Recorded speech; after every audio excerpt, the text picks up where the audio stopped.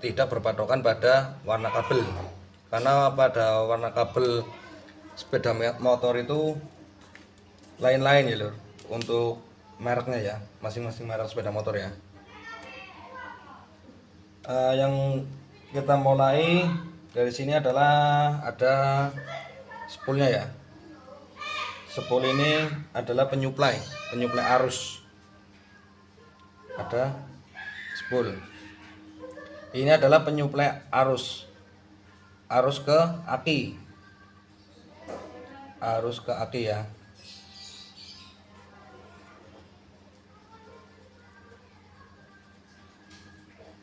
Nah, cuman bedanya spool yang keluar ini berupa arus AC ya. Ini arus yang keluar di sini adalah arus AC. Sedangkan aki itu adalah DC. Jadi sebelum masuk aki ini harus disearahkan dulu. Nah, makanya untuk penyarah itu kan fungsinya dari kiprok ya.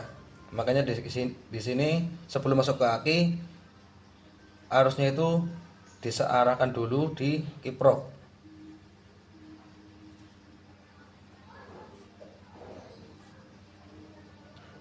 Nah, ini arus yang masuk. Ini arus keluar dari kiprok. Di sini AC, ini keluarnya ini sudah berupa arus DC. Kiprok. Dari kiprok ini sebelum masuk ke aki itu harus dikasih pengaman ya lur, untuk mencegah konsleting ya, biar aki itu tidak rusak ya. Makanya dikasih sikring.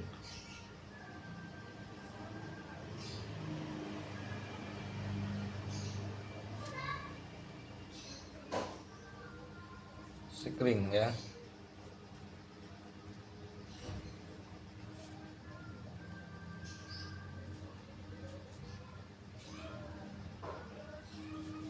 Nah, dari sini diteruskan ke kunci kontak.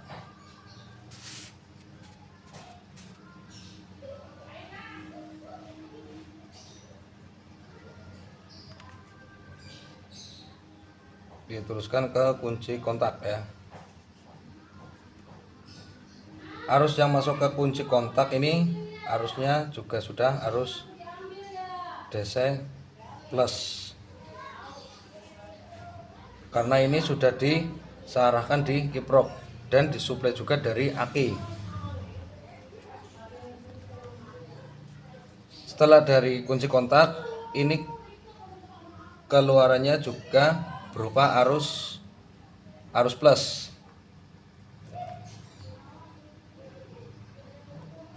Nah, sebelum masuk ke saklar itu masuk ke namanya flasher ya lur, atau relay ya. Relay ini yang membuat lampu sen itu berkedip ya.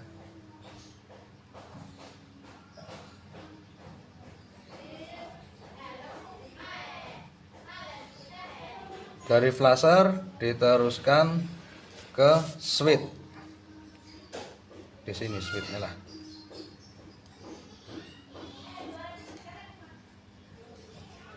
Switch atau saklar lah, gampangannya saklar saja.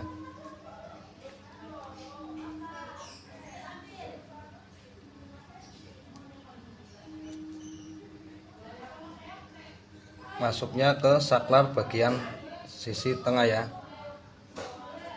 Nah, dari saklar ini barulah dibagi untuk sen kanan ataupun untuk sen kiri.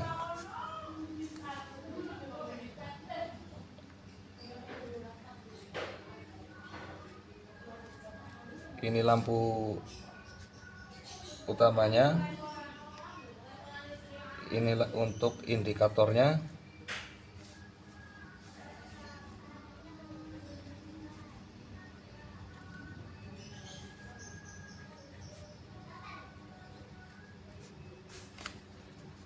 Ini sen kanan.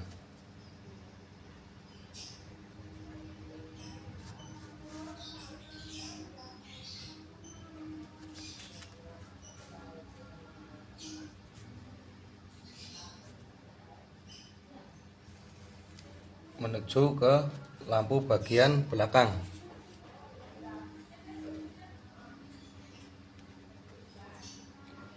Nah, kalau cuma arus plus saja itu lampu itu kan belum nyala ya lur ya. Jadi harus dipastikan ada arus minusnya atau groundingnya.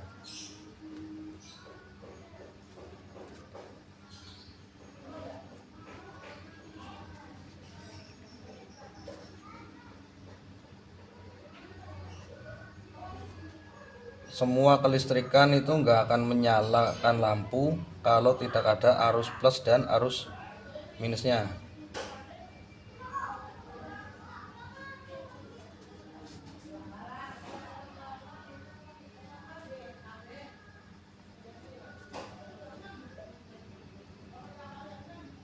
Ini untuk sen sebelah kiri.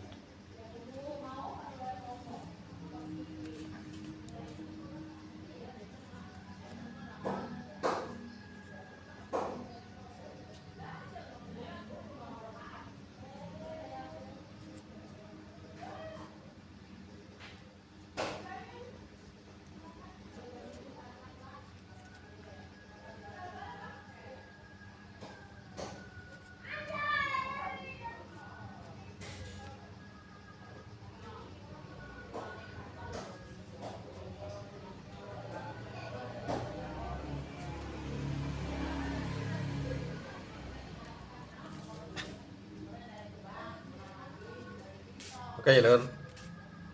Jadi begini skemanya. Nah, kalau udah paham untuk skemanya, jadi kita kan gampang, lebih mudah untuk menganalisa kerusakannya ya. Misalkan salah satu lampu ini tidak menyala. Kita bisa cek arus yang ke sini ada atau tidak. Kalau sudah ada, kenapa lampu ini belum menyala? Nah, kita coba untuk cek groundingnya. Kalau ini sudah ada arusnya plusnya, kok ada minusnya juga sudah ada, lampu ini belum menyala, bisa dicek pada bagian soketnya ya lur ya. Bisa dicek pada bagian soket. Terus misalkan lampu sebelah kanan ini tidak ada yang menyala ya. Sedangkan sisi bagian kiri ini, sen sebelah kiri ini menyala. Berarti yang perlu kita cek adalah sini keluaran dari saklar. Kita bisa cek dari saklar dan dipastikan arus yang mensuplai ke senternya saklar ini, titik tengahnya ini sudah ada arusnya, karena apa? Sebelah kiri ini nyala. Nah, kendalanya sebelah kanan ini nggak nyala, jadi kita bisa cek aja dari sini ke sini nyala nggak gitu. Jadi bisa tahu saklarnya yang rusak atau ada kabel yang putus setelah misalkan dari sini keluar ada arusnya, tapi lampu ini tidak ada yang menyala. Nah, artinya kan kemungkinan ada yang putus di mulai ini yang untuk memaralel. Nah, kalau sudah ketemu atau misalkan kita repot harus bongkar kabel bodi atau apa, bisa saja kita langsung di jumper aja. Yang penting dari sini itu ada arusnya. Langsung kita misalkan dari sini kita cek kabel ini nyambung semua, dari sini ke sini nyambung semua. Kita bisa langsung saja jumper saja dari sini, kita tambah kabel yang baru. Misalkan kita sambung kabel yang baru saja untuk mempercepat memperbaiki kerusakan. Tapi cuman kurang rapi kan, ya bisa dirapikan juga. Terus misalkan lampu ini semuanya ini enggak ada yang berkedip, tidak ada yang berkedip, itu dipastikan dari flasher ini yang rusak. Ini nyala tapi tidak berkedip, yang rusak adalah flashernya, karena flasher ini yang membuat lampu riting itu berkedip. Itu kerusakannya pada flasher. Nah, terus misalkan lampu ini tidak ada yang nyala semua. Nah, kita bisa cek aja dari jalur yang sini. Ini ada arusnya atau enggak. Nah, kalau sini enggak ada arusnya, kita lari ke flasher. Arus dari flasher ini yang masuk ke flasher ini ada arusnya tidak? Kalau tidak ada arusnya, kita cek dari kontak. Nah, kalau misalkan dari kontak ini ada arusnya, keluaran dari flasher tidak ada arusnya, pasti lampu ini semuanya akan mati karena arus tidak diteruskan ke saklar. Nah, misalkan dari kontak ini keluaran dari kontak yang masuk ke flasher ini nggak ada arusnya, kita mundur lagi dari aki. Aki itu nyuplai ke kontak itu ada nggak arusnya? Misalkan ada, tapi begitu kita kontak posisi on, arus nggak keluar. Nah, berarti di sini letak permasalahannya. Nah, terus misalkan dari sini yang masuk ke kontak tidak ada arusnya, kita bisa cek ke sikringnya. Kalau sikringnya mati, ya kita bisa ganti. Kalau enggak, sebelum kita ganti sikring, kita langsung sambungkan aja dari sini, langsung sambung ke sini. Nah, kalau ini di kabel ini disambung langsung, harusnya di sini ada arusnya. Kalau kabelnya ini tidak ada yang putus, itu. Jadi kesimpulannya, kita lebih gampang menganalisa kerusakannya kalau kita tahu diagramnya ya lur ya. Kalau kita cuma nyari warna kabel itu mungkin agak lama ya, agak bingung. Bingungnya itu bagi yang belum paham. Kalau yang sudah paham ya gampang-gampang saja. Karena warna kabel pada setiap merek kendaraan itu berbeda-beda. Nah, lebih jelasnya ini saya kasih tanda arah arusnya.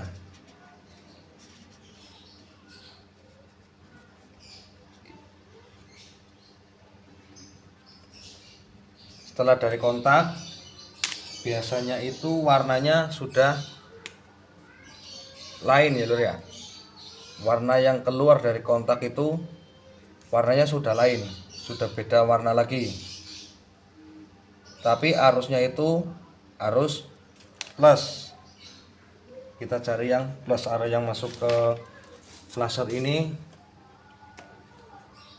arusnya plus.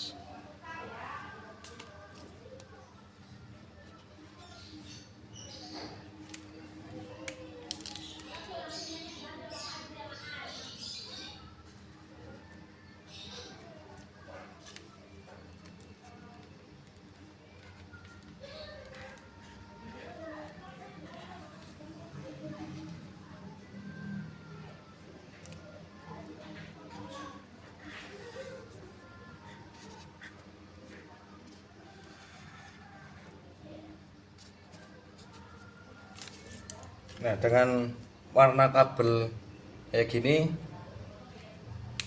supaya lebih mudah kita tahu jalurnya ya. Dengan diagram sederhana ini semoga lebih mudah memahami alurnya untuk lampu sein. Oke, mungkin sekian dulu. Terima kasih atas waktunya. Semoga bermanfaat. Wassalamualaikum warahmatullahi wabarakatuh.